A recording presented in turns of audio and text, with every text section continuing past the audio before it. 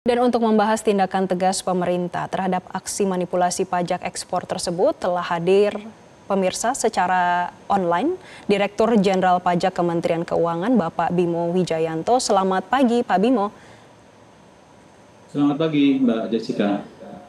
Pak Dirjen, Menkyu Pak Purbaya ini menegaskan akan menegakkan hukum bagi pelanggar pajak ekspor. Dan kalau menurut analisis Next Indonesia Center, nilai potensi kerugian negara selama 10 tahun ini mencapai 10.000 triliun rupiah. Dan upaya pengelabuhan ini nyata dan terus berlangsung. Dan ini juga sangat mengganggu penerimaan negara. Kalau dari Kementerian Keuangan melihat data seperti ini bagaimana Pak?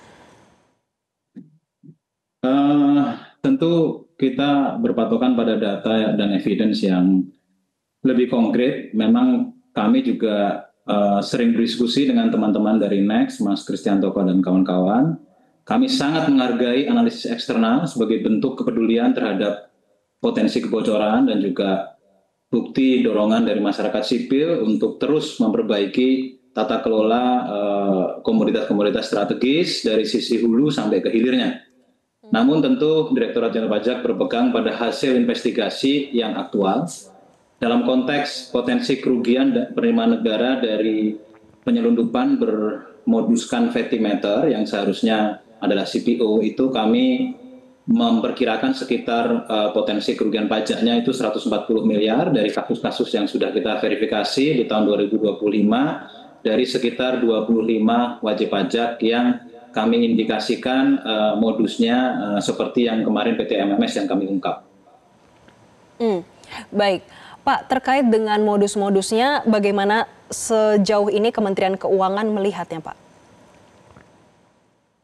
Mbak Jessica, jadi memang ini kerjasama antara kami, Direktorat Jenderal Pajak dan Direktorat Jenderal Bea Cukai dan juga teman-teman aparat penegak hukum dalam konteks yang kemarin kami ungkapkan minggu lalu itu dengan khususnya dengan Polri dan di Polri dengan Satgasus Optimalisasi Penerimaan Negara. Tentu ini menunjukkan kepada publik bahwa kami bekerja keras, kami kolaboratif, kami bersinergi antar lintas instansi dan juga kami transparan kepada publik. Sudah jelas pesan kita, pesan pemerintah melalui Kementerian Keuangan bahwa tidak ada toleransi terhadap pengelabuan pajak-pajak yang terkait dengan ekspor. Modus-modus yang dilakukan, Mbak, itu jelas penyamaran klasifikasi dokumen ekspor dalam hal ini HS Code Misclassification, di mana produk turunan CPO itu dilaporkan sebagai petimeter agar tidak terkena biaya keluar dan pungutan ekspor. Modus-modus lain yang sudah kami indikasi ada 2 setidaknya, under invoicing. Mengikuti modus penggelapan HS tadi, pelaporan nilai transaksi dilakukan jauh di bawah harga transaksi yang sebenarnya. Sehingga at the end penghasilan yang dilaporin juga lebih rendah, sehingga PPN dan PPh yang dibayarkan juga jauh lebih rendah. Kemudian yang berikutnya itu membuat perusahaan-perusahaan layering untuk menyamarkan tonase dan jenis barang yang diekspor. Pak, tapi kalau dari sisi Kementerian Keuangan terkait dengan temuan awal terkait dengan kepatuhan pajak perusahaan yang terlibat ya Pak, PT MMS, apakah mereka juga memiliki pelaporan yang menyimpang di pajak korporasi ataupun di PPN ekspornya Pak? Tentu, karena selain pengelabuan HS tadi sudah diikuti dengan misinvoicing, under invoicing dan juga pengelabuan transaksi dari sisi jumlah tonase dan value dari transaksi. Jadi dan ini hanya satu yang memang kami katakanlah kami OTT, kami gelar perkara di pelabuhan sehingga ini menjadi sebuah kunci untuk deterrent effect, Mbak Jessica. Yang lain-lain ada 25 perusahaan yang kami indikasi di tahun 2025. Sementara dengan modus yang lain menggunakan modus POME, itu palm oil meal effluent itu sama produk turunan dari CPO yang tidak terkena bea keluar, itu ada sekitar 257 wajib pajak yang melaporkan ekspor POME dan nilainya sekitar 45,9 triliun selama 2021 sampai 2024. Ini masih dalam investigasi tim penegakan hukum Direktorat Jenderal Pajak. Dan kami building case ini lintas tahun, Mbak, dan orientasinya untuk menunjukkan kesistemikan dari proses penyelundupan, dan kami arahnya akan membenahi tata kelola selain untuk deterrent effect dan penerimaan negara. Pak, ini kita melihat satu CPO. Apakah ini juga melihat fenomena yang lebih luas, mungkin di sektor komoditas ekspor lain seperti di batu bara ataupun mineral, Pak?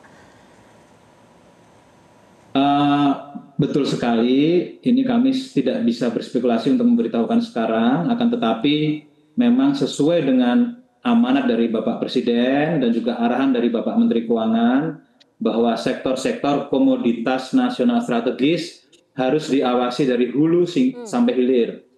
Di hulunya ada Satgas PKH, penertiban kawasan hutan, dalam konteks kelapa sawit dan mineral batu bara, itu untuk penguatan tata kelola, dimulai dari penguatan perizinan, pembenahan perizinan, dan juga keterpaduan data lintas instansi. Sementara kami juga aktif di situ bersama dengan tim di bawah Satgas PKH di bawah pimpinan Pak Febri Ardiansyah, Pak Camditsus, di bawah arahan Pak Menhan. Kemudian di sisi hilir, kami dengan Bea Cukai, Direktorat Jenderal Bea Cukai, kami menegakkan hukum supaya tidak ada kebocoran penerimaan negara.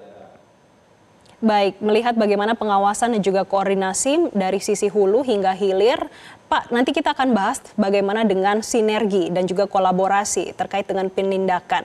Kita akan bahas usai jeda berikut ini, tetaplah bersama kami dalam Zona Bisnis.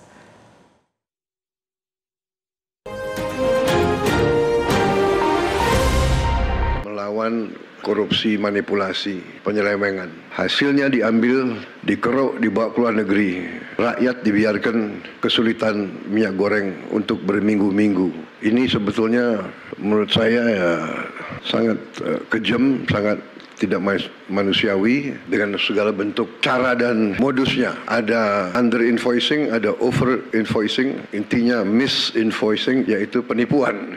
Dan pemirsa, kita akan kembali berdialog dengan Direktur Jenderal Pajak Kementerian Keuangan Bapak Bimo Wijayanto. Pak Bimo, kita melihat terkait dengan kasus kemarin ekspor CPO. Pertama-tama kami ingin tahu dari mana sebetulnya laporan pertama muncul. Apakah temuan dari petugas pengecekan barang di pelabuhan atau ada laporan dari masyarakat? Thank you, Mbak. Jadi awalnya kami melakukan analisis perbandingan antara barang keluar dari Indonesia dengan barang yang diterima di negara destinasi. Nah, dengan melakukan mirroring analisis, kami menemukan ada banyak kejanggalan. Kenapa diterima banyak CPO misalkan di negara tujuan, misalkan di pelabuhan penerimaan di katakanlah di Singapura, di Hong Kong, di Tiongkok gitu, tetapi yang keluar dari pelabuhan-pelabuhan di Indonesia kalau diakumulasi itu bulanan, kita perbandingkan dengan data bulanan yang sama periodenya, itu ada perbedaan yang cukup signifikan. Nah, setelah itu kami melakukan building case. Nah, building case ini kalau yang sudah terbukti kemarin itu data awal, data investigasi awal, itu kami dapat dari Satgasus Optimalisasi Penerimaan Negara Polri, kemudian data intelijen dari investigasi informasi Satgasus Polri kami tindak lanjuti dengan kerjasama dengan Bea Cukai, di mana di Bea Cukai tentu dilakukan tindak lanjut di pelabuhan, jadi analisis di pelabuhan, pergerakan barang dan segala macam dari wajib pajak dan wajib cukai yang kami indikasikan ada informasi intelijen mereka melanggar.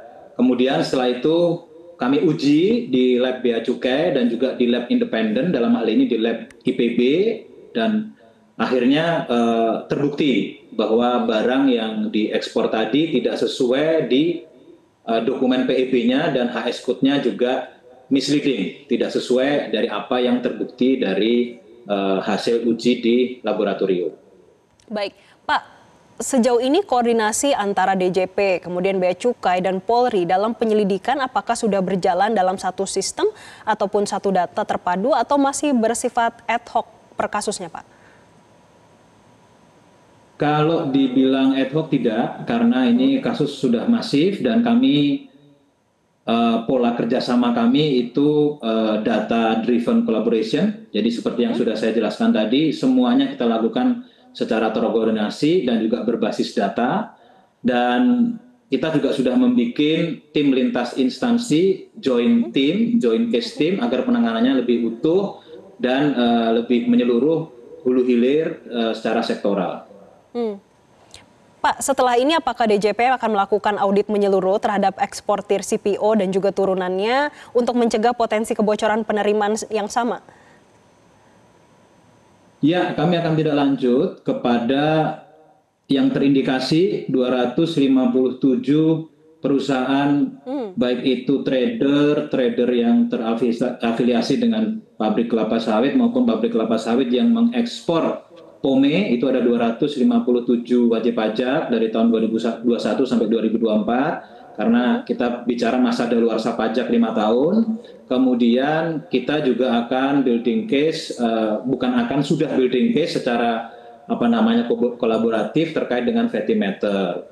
Ada 25 wajib pajak, dan tidak hanya dengan Satgasus OPN dari Polri, Mbak Jessica, kami juga melakukan kerjasama yang joint case audit maupun joint case untuk bukti permulaan maupun untuk penyelidikan dan penyidikan terhadap POME maupun Vetimeter dengan teman-teman dari Kejaksaan, khususnya dari Jampitsus, dan juga dengan teman-teman dari BPKP, dan juga analisis transaksi keuangannya dengan teman-teman dari PPATK. Pak, terkait dengan terobosan apa yang akan dilakukan untuk menekan aksi pengelabuhan pajak ekspor ke depannya, Pak? Tentu dari sisi yang 282 indikasi wajib pajak yang melakukan transaksi yang seperti yang saya sebut tadi, itu akan kami lakukan paling tidak ada 3 proses bisnis, audit, kemudian bukper, dan penyidikan. Sekitar 10 itu sudah masuk ke bukper dan penyidikan, sisanya kami akan audit dahulu. Kalau untuk yang bukper dan penyidikan, tentu target kami untuk deterrent effect, supaya hal ini tidak terjadi lagi, penegakan hukumnya keras sesuai dengan undang-undang yang berlaku, sedangkan yang audit lebih kepada arahnya untuk optimalisasi penerimaan negara dari kerugian yang selama ini terjadi. Di luar itu, tentu yang lebih penting lagi adalah pembenahan tata kelola dari hulu ke hilir. Kami bekerjasama dengan kementerian-kementerian terkait, Mbak, jadi nggak bisa berdiri sendiri, dengan perindustrian, perdagangan, dan juga aparat penegak hukum dari sisi pencegahan. Oke, baik Pak. Kita akan kembali membahas usai jeda berikut ini. Tetaplah bersama kami dalam Zona Bisnis.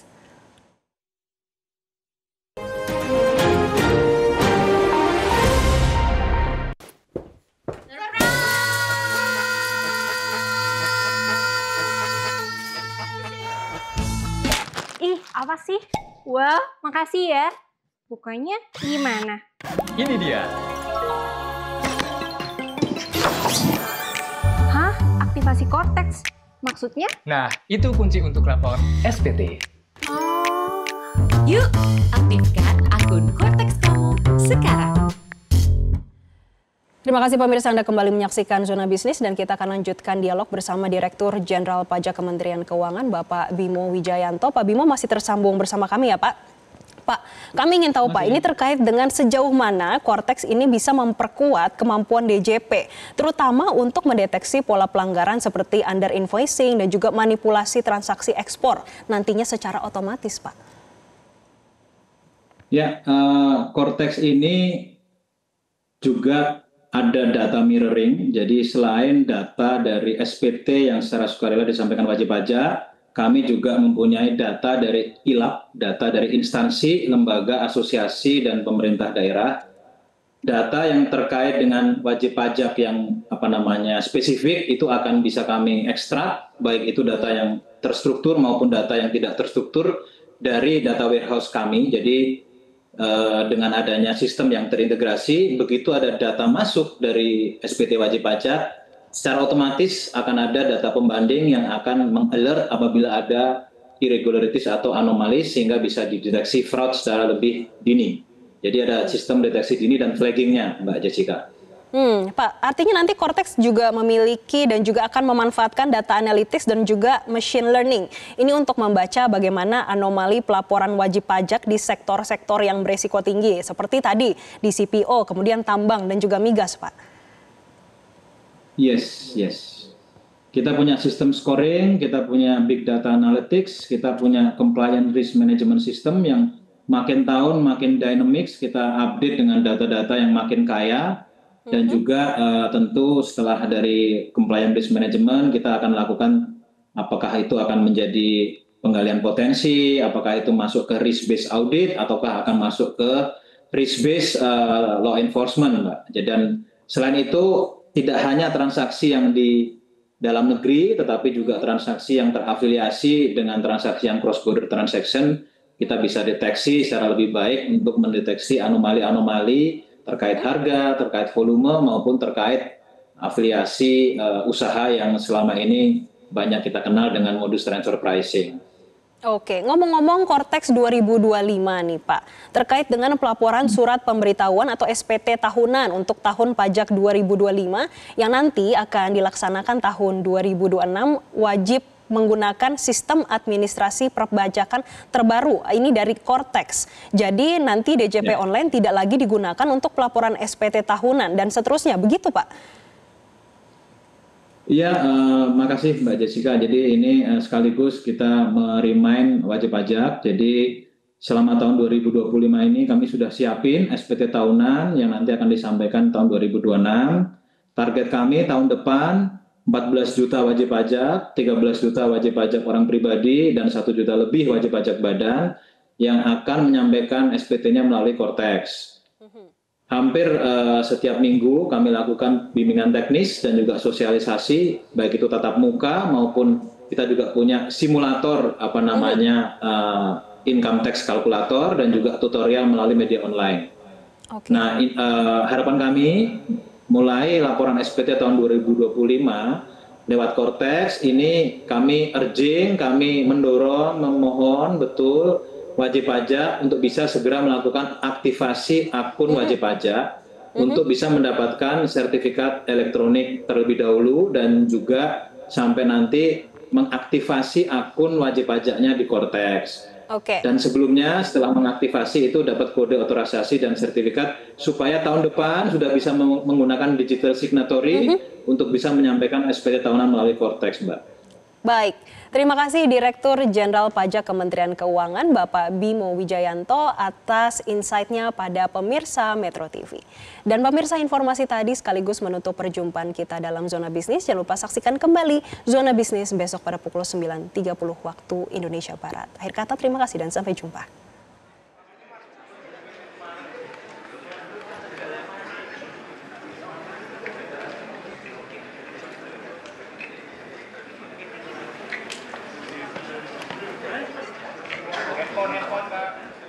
Assalamualaikum warahmatullahi wabarakatuh.